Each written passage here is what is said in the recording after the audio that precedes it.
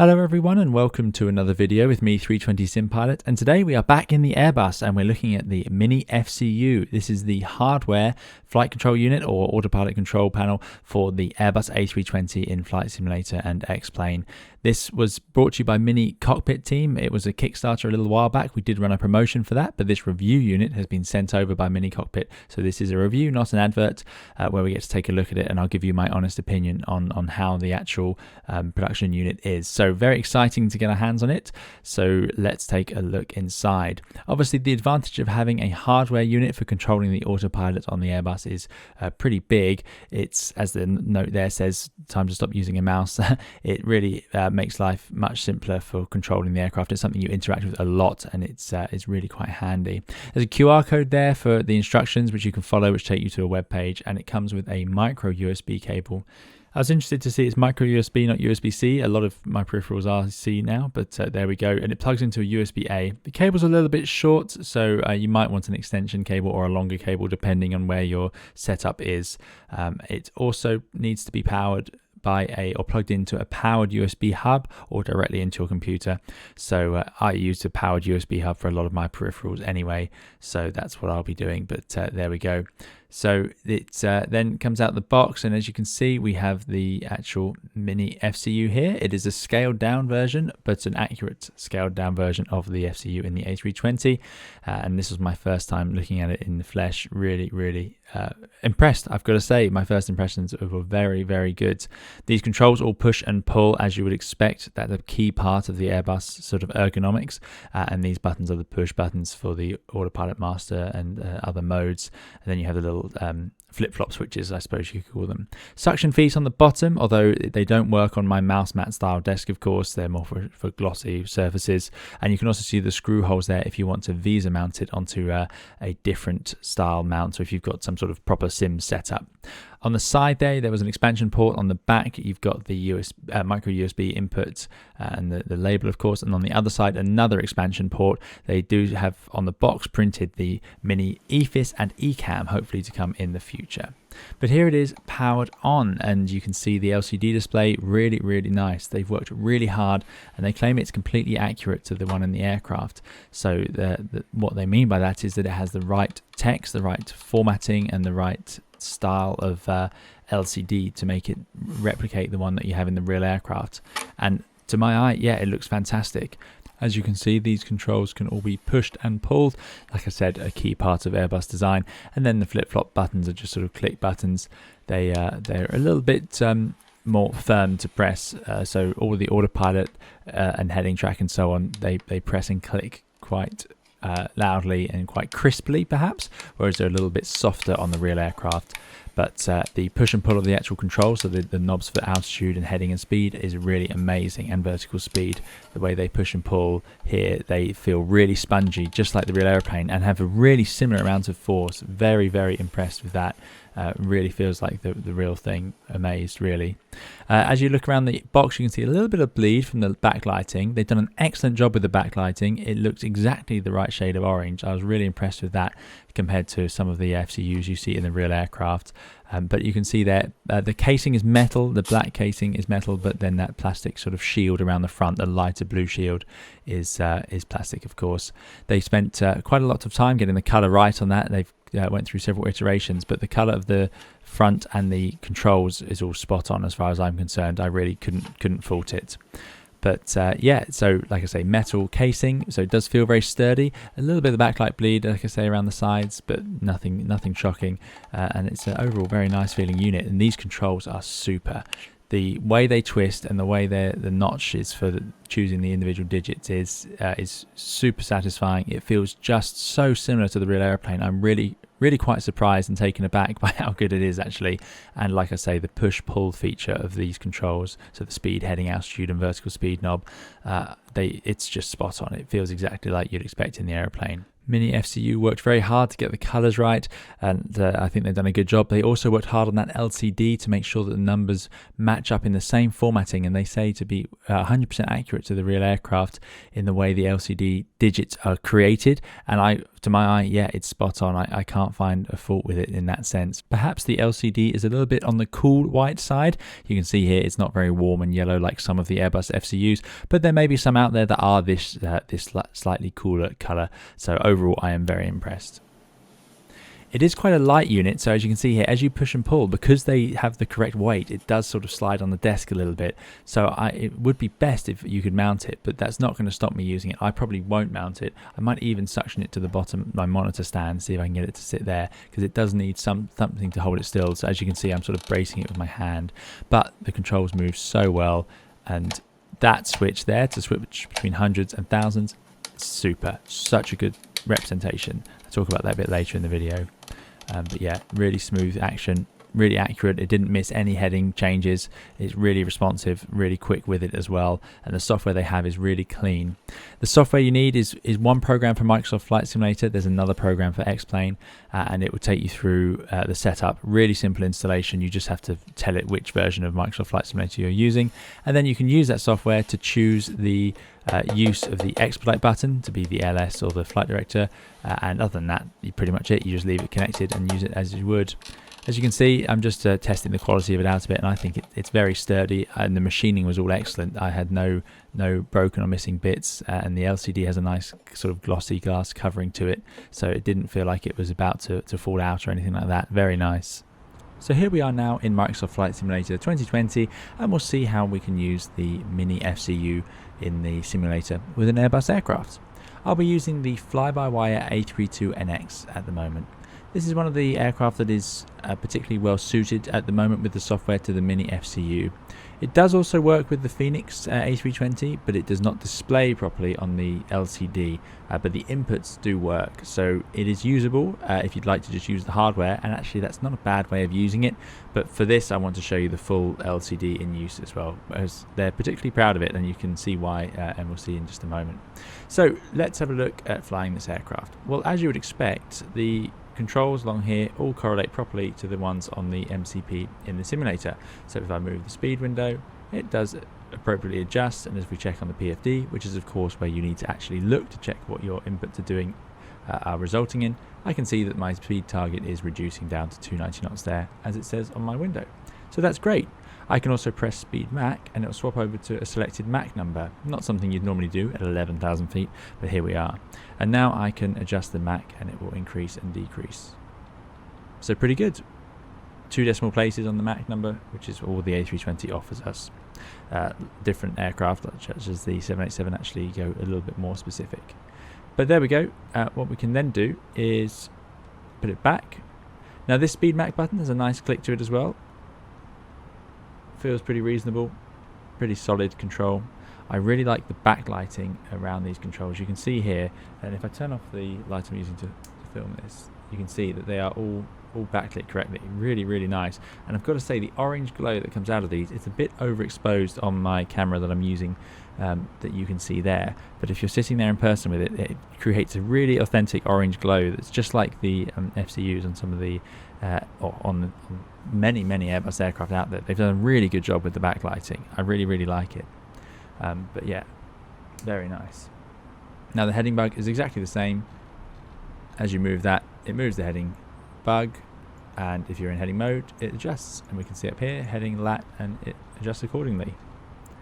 Now at this point, let's talk about something that they're very proud of, which is the way they've done the LCD display. This is a custom LCD display that's designed to be, and they claim 100% accurate to the way the real aircraft formats its numbers. And what they're talking about is even down to the way these little digits are adjusted to be they're slightly asymmetrical, to give you the real sense. So if you look at, for example, the ones, and now this is the freeware A32NX, so it's not the best source material for this. This is not 100% accurate actually up here in the simulator, but even so, you can just see the asymmetric one with a slight angle on the left hand side, and that's what we've got here on this 11,000. Really impressive. They've done a fantastic job with that. Heading VS as well, it's split. You have the LCD. Now I don't know, I think this is one LCD panel, But even so, there is actually a divider in the middle there that does separate it, a physical divider, as there is in the real aircraft. Because I believe the real aircraft uses 2 panels. I don't actually know, but yeah, they've done that, and it's painted black, so it doesn't detract at all. It looks just like the real FCU does up there. I'm struggling not to say MCP now as I get used to the Boeing. So very good, like that a lot. And then as you move along, you have the 10,000 or the altitude selector, and we can twist that around. Now, of course, this window in the real aircraft, we can set hundreds by moving this little dial around. And they, again, are very proud of this, and I can see why. They've got the right retention force on it, and I've got to say, I agree. They claim it replicates the real weight of the actual control in the aircraft, and yeah, to me it does. It feels really spot on, and it's got the slightly flattened edge, because you can actually feel with this control, you can feel which side is selected without having to look at it, although you would always look at it, to be honest, but you can feel which way it is, and it doesn't twist further. You flick it to the right position, so 1000s, you flick it to 100s, and that's it. It doesn't spin round, and they've got that spot on. So again, I've just not a lot to say about it. It's so impressive. Yeah, and it works straight away in the sim. And then we can set our hundreds of feet if we want, 12,600. Not that you do that very often, but it does occasionally happen, especially in the lower levels, and that's where you'd be using that. Metric altitude we can press, and that will bring up the meters on the PFD. So there we go. That's what that does. Quite a unique little control, not used very often in Europe, but it is used around the world, and it's nice to see it modelled. Great, another feature. And of course, crucially, it's in the right place. The metric out button is there on the real FCU. Really hard for me to say FCU. It's amazing how my brain has swapped over to Boeing in some of these areas. Next we're on to vertical speed, and as you'd expect, it winds down correctly straight away into the minus, or as we go plus, and we get a little minus and plus over here. And then you'll see, let me bring around the PFD, I can pull this, as with all the controls, so I'll pull the control, and we get VS plus 1000s there, and then once it's going, we can adjust. So this just integrates really nicely, and the hard work of the team at Fly-by-Wire means that we get this really excellent simulation of an Airbus. But this control, it really replicates so well how you would fly the A320. You can then push in the control and you get the 0. You'll notice, and I hope I've mentioned it earlier in this video as well, that when you push and pull these controls, you don't get a click. They spring into the middle position, and it's really a key feature of these controls. They've worked really hard to get that, and you can see that it works. They feel and have the same spring force as far as I can tell, as the real aircraft. I'm really blown away by how representative they are. They have the similar amount of travel for their scale, and they don't make it the harsh clicking sound. They just work, and all of the controls do that. So you can push and pull the altitude, you can push and pull the heading, or put it, and obviously we can do the same with the speed. We'll put it into there and then push, and we get managed mode on our PFD, as you can see there. So really great. And here's another thing you can do, which works really well, is let's say we're in managed speed, I can select 290, and then I can pull, and it's there. And then I can put it back to managed, and you can let's select a different speed. So this is something you might do in the real aircraft, which is a little hard to do in the simulator, but sort of pre-selecting what you want. So we want 330, there it is set, and then I'll pull to select it, and up it goes. So these are just some of the sort of more these things are going to be more fluid when you have the ability to use hardware like this to do it at the same time. Other things you might do is pre-select a heading if you were in navigation mode, for example. Also the autopilot buttons, let's talk about those. So you can see with autopilot 1 on our FCU in the sim, and autopilot 1 is lit down here. If we want to use autopilot 2, I can just press it and it swaps over, and that's true on the real aircraft. You only use one at a time. Same for the auto thrust button. Now these little green lights here to indicate the engaged buttons are spot on. Really impressed with these. I like them a lot. Nice glow, and so they are very representative of what you get in the real aircraft. Yeah, very good. Something to note, these buttons are a little bit clickier than the real aircraft. So whilst these dial controls are spot on, really so impressed with how squidgy and the required force to move them is so accurate to the aircraft. These are a little bit clicky compared to the airplane. minor criticism, also buttons that you just don't use very much, you'll find yourself spinning these dials and pushing and pulling them a lot more than you will the autopilot master switches. But there you go. Same for all the lock, expedite and approach. So lock, expedite, approach, auto thrust and the autopilot buttons all have exactly the same sort of tactile feel to them. A little bit clickier than the real aircraft, which is they tend to be spongier, but not always, but not quite as clicky as this. The expedite button here can be reassigned as we saw in the software. So I've got it currently set to bring up the LS button. So as you can see here, LS, and then press that out and on, and you can see it does that. And whilst in the sim live, I can change that over using the Mini Cockpit data link software, and I can make it become, for example, now the FD button. So now if I press expedite, it turns the flight directors on and off, as you can see. So very simple software to use, and it works. It's very responsive. I'm quite impressed. And you can of course just set it to work as the expedite button should you wish, and then we can press expedite. I better set a new altitude actually, and then I'm going to press expedite to get there, and there it goes, thrust climb, expedite climb. So that works really nicely, as well as you would expect really probably by this point. Now I know very popular amongst my viewers is of course the Phoenix Simulations A320. So how does this interact with the Mini FCU? Well, it's pretty straightforward really. We lose the display along the top here, but we do get to keep the actual functionality of the simulator, which is really good. So what do I mean by that? Well, as you can see, I can adjust the speed window, so I can adjust it on the FCU in the real airplane, and I can adjust it on the PFD, but I can't see it on my little LCD display here. Same for heading, same for altitude, same for vertical speed. All of these functions work and adjust correctly. I can push and pull, and it does correctly apply the changes to the vertical speed and the altitude window. It all works, but it's just not represented on this display on here. Changing speed to Mach does work. You can see that Mach does appear over here, and same for heading. VS can change the track FPA, so that's pretty nice. But yeah, you're mainly going to have to look up on your PFD or your FCU in the sim. Now that's not a particularly big problem, to be honest with you. A lot of aircraft do actually have no display up here. I know Boeing and Airbus do, but things like Bombardier often don't have the display here. You have to actually adjust the dial whilst looking at the PFD to see what you're doing, and we always check on the PFD what we've actually selected. It's no good looking up here because these numbers could be broken, or let's say the LCD wasn't working properly, you might have read the wrong number. So we always have to look here on the PFD to know what we are really doing. But as you can see, all handling as I would expect. I can push it in and pull, and I don't have any managed stuff in the box for this flight, but yeah, there we go. Same for the dial, and I can set it to thousands and hundreds like that. So there we go. So that does all work as you'd expect, which is really nice to see. So like I say, if you were going to use this with the Phoenix, it does work, but you're just going to miss out on that gorgeous LCD displaying fully. I mean, hopefully that comes in the future. Whether it will or not, I don't know at this point, but yeah, that's how it is as it stands.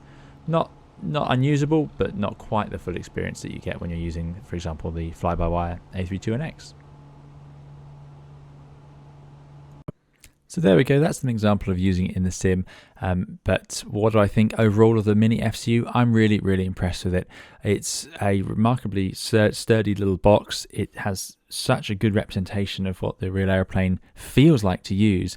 Like I say, a key part of the Airbus design is that push-pull, and there's a big difference between the way some push-pull switches can feel.